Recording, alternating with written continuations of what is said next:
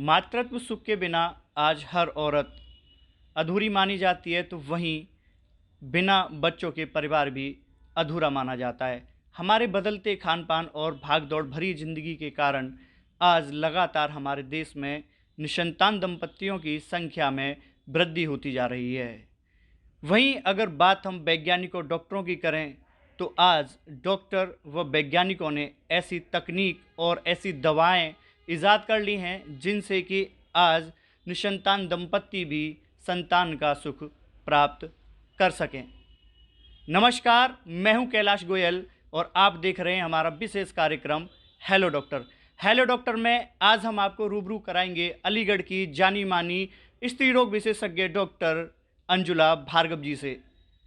अंजुला भार्गव जी स्त्री रोग विशेषज्ञ डॉक्टर हैं और आज हम उनसे जानेंगे कि क्यों लगातार स्त्रियों में निसंतानता की जो बीमारी है वो बढ़ रही है, और साथ ही साथ उनसे जानेंगे कि इससे कैसे बचाव किया जा सकता है, और उनसे ये भी जानेंगे कि आज वैज्ञानिकों ने कौन कौन सी तकनीकों को ईजाद कर लिया है। साथ ही जानेंगे कि ऐसी कौन कौन सी दवाई हैं जिनको डॉक्टरों ने आज ईजाद करके आज निसंतान दंपतियों को भी संतान का सुख दे रहे हैं। बहुत बहुत स्वागत है मैम आपका हमारे प्रोग्राम हेलो डॉक्टर में। Thank you. सभी को मेरा नमस्ते। मैम, सबसे पहले मैं जानना चाहूँगा कि आज जिस तरीके से हमारा लाइफ स्टाइल बदल रहा है, खान पीन बदल रहा है, भागदौड़ भरी हमारी ज़िंदगी है, तो कहीं न कहीं देखने के लिए मिल रहा है कि निसंतान दंपतियों की हमारे देश में जो संख्या है उसमें कहीं न कहीं दिन ब दिन वृद्धि होती जा रही है। तो क्या कारण है इनके जो है कि जो इस इतनी तेज़ गति से ये निसंतान दंपतियों की संख्या हमारे देश में बढ़ रही है? आपने बिल्कुल सही कहा, क्योंकि एक तो आजकल शादी की जो उम्र है, पहले जो 21-22 में लड़कियों की शादी हो जाती थी, अब वो लड़कियां अपने कैरियर के पीछे रहती हैं। अपना जो शादी का उनकी एज है वो 28-30 कभी कभी 32 तक जाती है। और जैसे जैसे एज एडवांस होती है तो जो हमारे ओवेरियन फंक्शंस हैं, अंडेदानी का जो काम करने का वो है पावर है, वो कम होती जाती है। तो एज एक बहुत बड़ा फैक्टर है। ओवेरियन रिज़र्व हमारा कम हो जाता है। दूसरा, बच्चों में जो पैदाइशी कमियां हैं वो बढ़ने लगती हैं।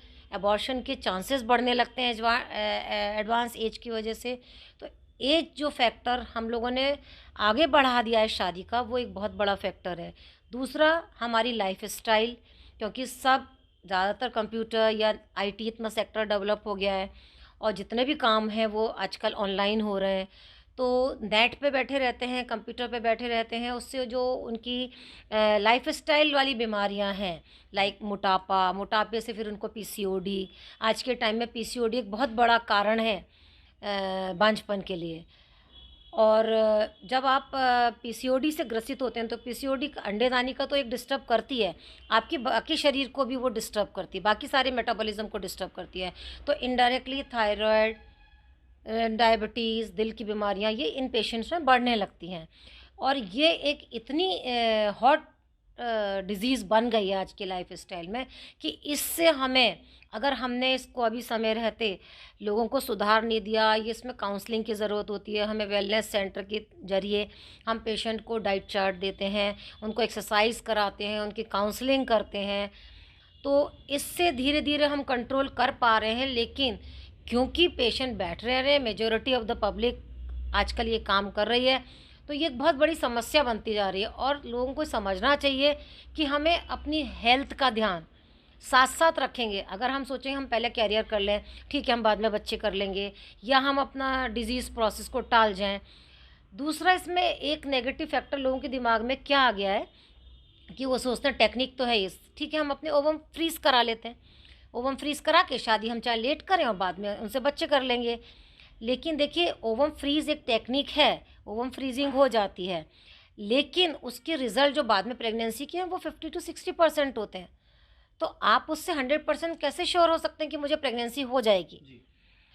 तो सब चीज़ के अपने लिमिटेशंस हैं। और जो आजकल की महिलाएं हैं और लड़कियां हैं, उनको ये समझना होगा कि अपनी लाइफ स्टाइल चेंज करके और समय पे शादी करके समय पे उनको प्रेगनेंसी करनी चाहिए। अगर वो ऐसा नहीं सोचेंगे फ्यूचर में, तो जो हमारी निसंतानता वाली बीमारी है ये बढ़नी है और आगे बढ़ती जाएगी। इसी वजह से आप देखिए देश में कितने टेस्ट ट्यूब बेबी सेंटर, पहले किसी टाइम पे देश में केवल 500 सेंटर, 100 बने फिर 500 हुए, आज हज़ारों की तादाद में आईवीएफ सेंटर, एक एक सिटी में 4-4 से 5-5 सेंटर डेवलप हो रहे हैं। तो उसका कारण है कि इस तरह के मरीज़ जो हैं वो बहुत बढ़ रहे हैं जी। और उनको ये समझना होगा। और उनको अगर नहीं समझ आए तो डॉक्टर से काउंसलिंग तो वो कर ही सकते हैं आके कि हम आगे क्या फ्यूचर में करें। बिल्कुल। और इवन आफ्टर तो ये भी है कि शादी के बाद भी वो लोग प्रेगनेंसी प्लान करना ही नहीं चाहते। वो कहते हैं ठीक है ये तो हमारे लिए सेकेंडरी है, प्राइमरी हमारा कैरियर है। जी। तो मुझे लगता है जैसे बैलेंस्ड डाइट की ज़रूरत होती है शरीर को, ऐसे बैलेंस्ड थिंकिंग की और बैलेंस्ड एक्शन की ज़रूरत है आज के समाज को। अगर ये बैलेंस्ड एक्शन नहीं रहा तो ये बीमारी बढ़नी है और आईवीएफ सेंटर डेवलप होते रहेंगे। और लोग इस तकनीक को कई लोग 100% मानते हैं, जो कि 100% नहीं है, ये भी समझना पड़ेगा। इसके रिज़ल्ट 100% नहीं है, तो खाली इसके भरोसे अपने लाइफ को छोड़ देना भी एक सही चीज़ नहीं है। जिस तरीके से मैडम ये जो तकनीक बढ़ रही हैं, दवाएं भी ईजाद हो रही हैं, तो ऐसी कौन कौन सी तकनीक हैं जिनके ज़रिए निसंतान जो दंपति हैं, और वो कौन कौन सी दवाएं हैं जिनके द्वारा आप ट्रीट करती हैं और उन्हें जो है संतान का सुख प्राप्त होता है?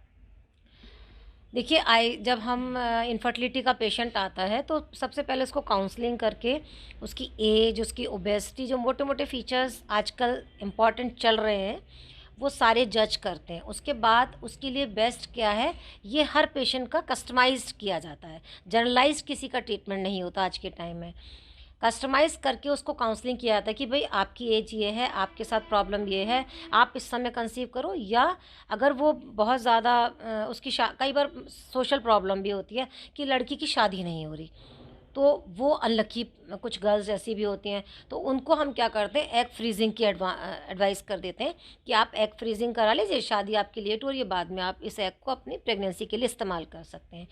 दूसरा ये होता है कि मेल फैक्टर भी बढ़ रहा है, वो भी आईटी सेक्टर में जा रहा है। तो जो लैपटॉप है और इनसे जो उसके स्पर्म है उसकी काउंट और क्वालिटी दोनों सफ़र करती है। और वो लोग भी उनकी क्योंकि कंटिन्यूस सेटिंग होती है, कॉफ़ी और स्मोकिंग ये सब बढ़ रहा है, जिससे कि उनके स्पर्म पे भी इफ़ेक्ट होता है। तो मेल फैक्टर भी डेवलप हो रहा है, इसके लिए आईयूआई किया जाता है। अगर मेल फैक्टर गड़बड़ है तो हम लोग आईयूआई करते हैं। आईयूआई अगर मेल फैक्टर थोड़ा सा गड़बड़ है तो हम उसी के सीमन से कर देते हैं। कई बार हमें डोनर सीमन भी लेना पड़ता है। और अगर फीमेल के अंदर प्रॉब्लम है, उसकी ट्यूब ब्लॉक है, उसके अंदर ओवम नहीं बन रहा है, या उसकी एंडोमेट्रियम की लाइनिंग इन्फेक्शन वगैरह की वजह से कभी कभी ख़राब हो जाती है। और हिंदुस्तान में टीबी एक बहुत बड़ी वजह है इस चीज़ को ख़राब होने की। मतलब बड़ा अफसोस होता है कि नॉर्मल मरीज़ को खाली टीबी की वजह से बहुत बड़ी समस्या से गुजरना पड़ता है। हालांकि सरकार इस पर टीबी पे बहुत काम कर रही है और मोदी जी बहुत काम कर रहे हैं इस पे, और टीबी चाहते हैं कि इस देश से चली जाए, बट ऐसा बहुत मुश्किल है क्योंकि जो ट्रीटमेंट है पेशेंट पूरा नहीं लेते हैं, अपनी प्रॉब्लम को डिस्कस नहीं करते हैं, बहुत सारी बार लेट डायग्नोसिस होती है। अब चेस्ट की टीबी होती है बहुत इजीली डायग्नोज हो जाती है, बट यूट्रस की टीबी कई बार लोग उसको टाइफाइड समझ के ट्रीट करते रहते हैं, पेन एब्डोमेन है, तो डायग्नोसिस टाइम पे नहीं होना डैमेज कर देता है। फिर ट्रीटमेंट इनकम्प्लीट लेना फर्दर डैमेज करता है। और टीबी की सबसे बुरी बात है कि जो इसने डैमेज कर दिया होता है वो परमानेंट डैमेज होता है, हम उसको लेप्रोस्कोपी या बाकी ट्रीटमेंट से रिवर्स बहुत कम कर पाते हैं। तो एक बार पेशेंट को टीबी की वजह से अगर डिस्ट्रक्शन है तो हमारे उस कंसेप्शन के रिज़ल्ट पुअर हो जाते हैं, इवन आईवीएफ के रिज़ल्ट उसमें पुअर हो जाते हैं, क्योंकि वो यूट्रस की लाइनिंग को डैमेज करती है। और उसको हम इम्प्लांट तो आईवीएफ में वहीं करते हैं, तो अगर वो वहाँ पे लाइनिंग वीक है तो वो अबॉर्ट हो जाएगा या कंसीव ही नहीं करेगा वो पेशेंट। तो पेशेंट को अपनी प्रॉब्लम डॉक्टर से करनी चाहिए और काउंसलिंग करके अपनी प्रॉब्लम को सॉल्व करना चाहिए। इसके बाद नेक्स्ट स्टेप आता है कि हम आईवीएफ, टेस्ट ट्यूब बेबी के डिफरेंट एस्पेक्ट्स हैं। जैसे मैंने आपको बताया कि अगर एडवांस एज हो रही है, उसकी शादी नहीं हो रही, तो हमने उसके एग फ्रीज कर दिए। अब कई बार उसको आईवीएफ कराना है, आईवीएफ में कई बार हस्बैंड बाहर है तो भी आईवीएफ हो सकता है। हम उनके सीमन रख लेते हैं फ्रीज करके और बाहर फर्टिलाइज करके फिर मरीज़ को आए। तो बाहर जो कई बार बहुत सारे पेशेंट हमारे ऐसे आते हैं जिनके हस्बैंड अब्रॉड हैं, साल में एक बार आते हैं, तो वो उनसे रेगुलर प्रेगनेंसी नहीं हो रही है, तो उनके स्पर्म हमने फ्रीज़ कर लिए। तो ये एक टेक्निक एडवांस है कि आप स्पर्म फ्रीजिंग, ओवम फ्रीजिंग। उसके बाद जैसे हमने किसी पेशेंट को प्लान कर लिया आईवीएफ के लिए, तो आईवीएफ में भी अगर पेशेंट को हम एक हार्मोनल स्टेटस पे ही हम एम्ब्रो डाल सकते हैं। कई बार होता है कि उसके हार्मोन्स बहुत ज़्यादा हैं, तो हमें एम्ब्रो फ्रीजिंग भी करनी पड़ती है कि पहले वो नॉर्मल हो जाए, उसके बाद हमने उसके एम्ब्रो फ्रीज करके नेक्स्ट बार उसको हम एम्ब्रो ट्रांसप्लांट कर देंगे। तीसरी चीज़ ये होती है कि जैसे अब आप मतलब आज के टाइम में नो किसी के लिए नहीं है। अगर निसंतान दंपत्ति आता है तो हम उसको कहते हैं तुम्हारे लिए नो का जवाब कुछ नहीं है। सपोज़ किसी को पैदाइशी यूट्रस नहीं है या किसी का कोई प्रॉब्लम की वजह से यूट्रस निकल गया, वो पेशेंट भी कंसीव कर सकती है सरोगेसी के थ्रू। जी। तो सरोगेसी में हम स्पर्म और ओवम तो मरीज़ का ही लेते हैं, लेकिन यूट्रस किसी और लेडी का इस्तेमाल करके एम्ब्रो वहाँ रखते हैं और वो सरोगेट मदर फिर उनको लीगल फॉर्मेलिटीज़ पूरी होती है उसमें, और उसके थ्रू, क्योंकि सरोगेसी बिल भी अभी गवर्नमेंट से बहुत मुश्किल से, और अभी भी कई एस्पेक्ट इसके बहुत पूरी तरह से क्लियर नहीं है। तो पहले तो डॉक्टर सरोगेट मदर अरेंज कर सकता था, अब पेशेंट को यह है कि खुद का रिलेटिव लाना पड़ता है। उसकी भी अपनी एक प्रॉब्लम है, क्योंकि रिलेटिव भी बहुत बार डिच करते हैं, हाँ भर लेते हैं पहले, नेक्स्ट टाइम वो मालूम पड़ा कि नहीं आ रही, अपनी प्रॉब्लम बता देते हैं कि नहीं आ रही। तो प्रॉब्लम तो आती है, लेकिन एक प्रॉपर काउंसलिंग कपल की, अगर वो सरोगेट मदर कर रहा है उसकी प्रॉपर काउंसलिंग, प्रॉपर कंसेंट, और फिर आपको लीगल वे में प्रोसीड करना पड़ता है।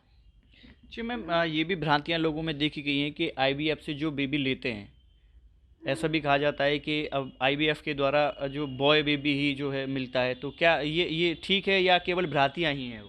नहीं, देखिए बाहर ये पॉसिबल है, जैसे थाईलैंड वगैरह में भी अभी तक हो रहा था, 2 महीने पहले वहाँ की गवर्नमेंट ने भी बंद कर दिया है।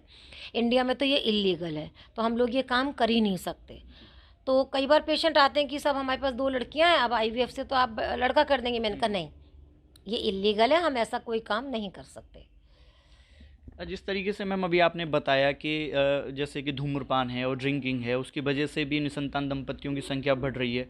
अभी देखने के लिए मिल रहा है कि पुरुष तो ड्रिंकिंग और स्मोकिंग को लगातार कर ही रहे हैं, इसमें महिलाएं भी आज के समय में आगे आ रही हैं, तो इस बारे में आप क्या कहना चाहेंगे? हाँ, महिलाएं, और स्पेशली जब हम समझते हैं गांव की लेडीज़ बीड़ी पीती हैं, जी। बीड़ी तो अनफिल्टर्ड है, वो तो स्मोकिंग से भी ज़्यादा डेंजरस है। तो बहुत सारे पेशेंट ऐसे आते हैं जो बीड़ी पीने वाले होते हैं या शहर के होते हैं, तो शहर में भी आजकल स्मोकिंग एंड ड्रिंकिंग बहुत ज़्यादा, और लोग इसको सोशल स्टेटस मानते हैं कि ठीक है हम हमारे ड्रिंक करते हैं। और ये तो जो पहले एक पर्दा हुआ करता था लोगों में, वो एडवांस टाइम के साथ में ख़त्म हो गया है, और लोग खुलेआम ड्रिंक करते हैं, खुलेआम स्मोकिंग करते हैं, और वो डॉक्टर को बताते भी हैं। फिर हमें उनको काउंसलिंग करके सब बताना पड़ता है कि अगर आपको प्रेगनेंसी प्लान करनी है तो आपको ये सब हैबिट अपनी छोड़नी पड़ेगी, और काउंसलिंग से 80% लोग ठीक हो जाते हैं, वो छोड़ देते हैं।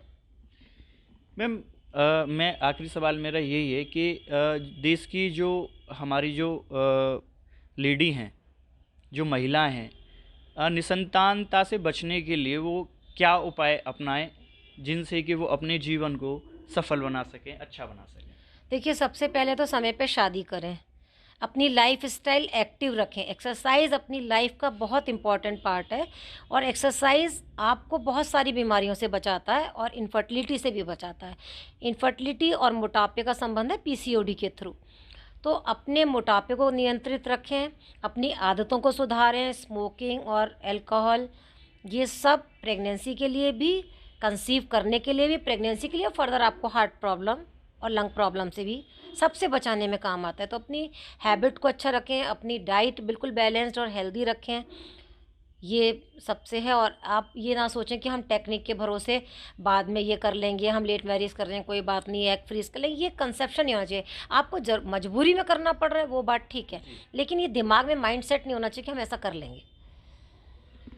तो ये थी हमारे साथ अलीगढ़ की जानी मानी डॉक्टर अंजुला भार्गव जी, जिन्होंने बखूबी बताया कि किस तरीके से निसंतान दंपतियों की जो संख्या बढ़ रही है उसको रोका जा सके। साथ ही साथ इन्होंने बखूबी आईवीएफ तकनीक के बारे में भी बहुत अच्छी तरीके से बताया।